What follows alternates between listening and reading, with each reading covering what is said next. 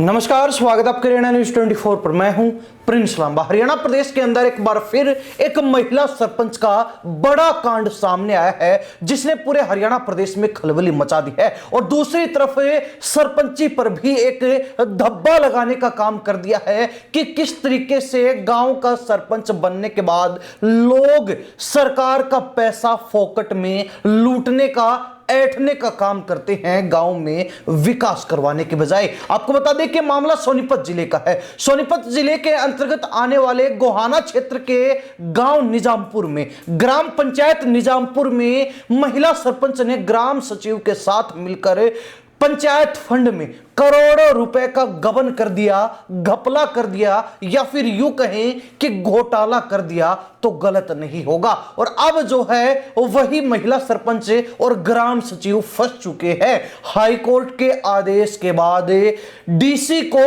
यह निर्णय लेना पड़ा, सख्त कदम उठाना पड़ा और अब ग्राम सचिव और महिला सरपंच को सस्पेंड कर दिया गया है। आखिर कैसे ग्राम पंचायत फंड में करोड़ों रुपए का घपला किया गया, महिला सरपंच ने ग्राम सचिव के साथ मिलकर कैसे इस पूरे घोटाले को अंजाम दिया, पूरा मामला आपको विस्तार से बताते हैं और आखिर में यह भी बताएंगे कि कैसे इस पूरे मामले का भांडा फूटा है। बता दें कि गांव निजामपुर निवासी व आरटीआई कार्यकर्ता अनिल कुमार ने आरोप लगाया कि मौजूदा महिला सरपंच राधिका ने अपने पति व देवर के साथ मिलकर ग्राम पंचायत निजामपुर में लगभग 60-70 लाख रुपए का घोटाला किया है। शिकायतकर्ता के अनुसार उन्होंने जब आरटीआई के माध्यम से घोटाले की जानकारी निकालनी चाही तो अधिकारियों ने मामला दबाने की कोशिश की। इतना ही नहीं, सरपंच द्वारा 7 पंचों के फर्जी हस्ताक्षर करवाकर अनिल कुमार के खिलाफ एफआईआर भी दर्ज करवाई गई।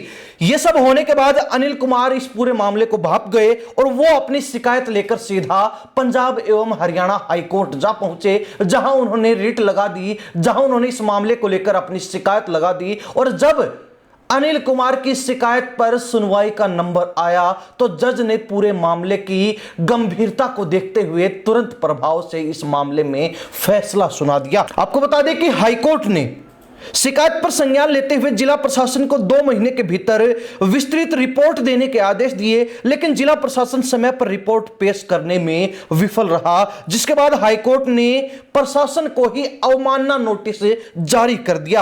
अब अवमानना नोटिस आया तो जिला प्रशासन भी अलर्ट हो गया, क्योंकि अब कार्रवाई सरपंच पर नहीं, पहले जिला प्रशासन पर होगी, क्योंकि उन्होंने हाईकोर्ट के आदेश को माना ही नहीं, हाईकोर्ट के निर्देशों की पालना ही नहीं की। हाईकोर्ट की कार्रवाई के बाद जिला उपायुक्त सोनीपत ने इस मामले की गंभीरता को समझा और उन्होंने सरपंच राधिका और ग्राम सचिव को तत्काल प्रभाव से निलंबित कर दिया, सस्पेंड कर दिया। हालांकि इस मामले में जो शिकायत करता है, उनके वकील का कहना है कि सरपंच ने पंचायत की पट्टे पर दी जाने वाली जमीन की बोली से मिले पैसे पंचायत खाते में जमा नहीं करवाए। गांव के 2 स्वागत द्वार यानी कि जो वेलकम गेट होते हैं, जो गांव की एंट्री पर द्वार बनाए जाते हैं, उनके निर्माण में भी घोटाला करके पैसा देवर की फर्जी कंपनी में ट्रांसफर किया गया।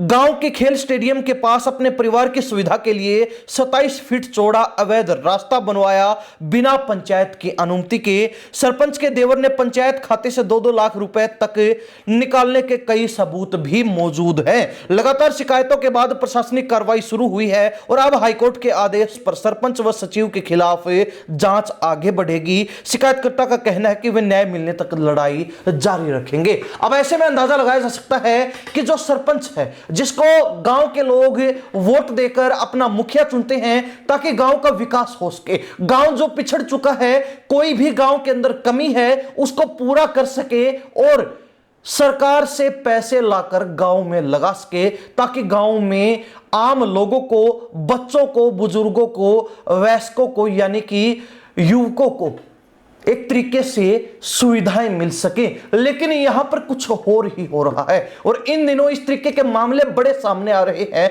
जहां सरपंच अपनी ग्राम पंचायत के फंड को खुद ही खा जाते हैं।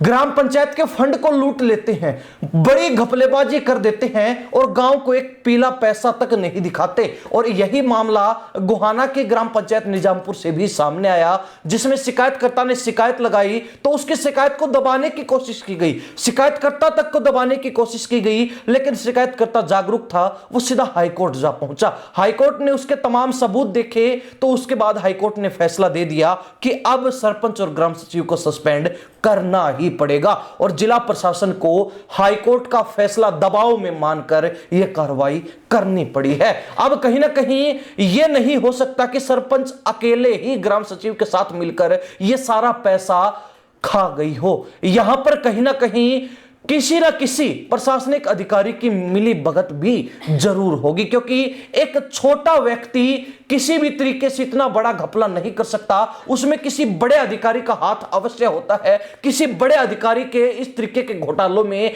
तार जरूर जुड़े हुए होते हैं। फिलहाल इस सब की जांच चल रही है कि सरपंच ने किस तरीके से जो है ये घपला किया है और उन पैसों की अब रिकवरी कैसे होगी। और देखने वाली बात यह भी रहेगी कि इस मामले में सिर्फ सरपंच और ग्राम सचिव पर ही गाज गिरी है या फिर किसी बड़े अधिकारी को भी इसमें फंसाया जाएगा, किसी बड़े अधिकारी को भी इसमें जो है सस्पेंड किया जाएगा या फिर नहीं।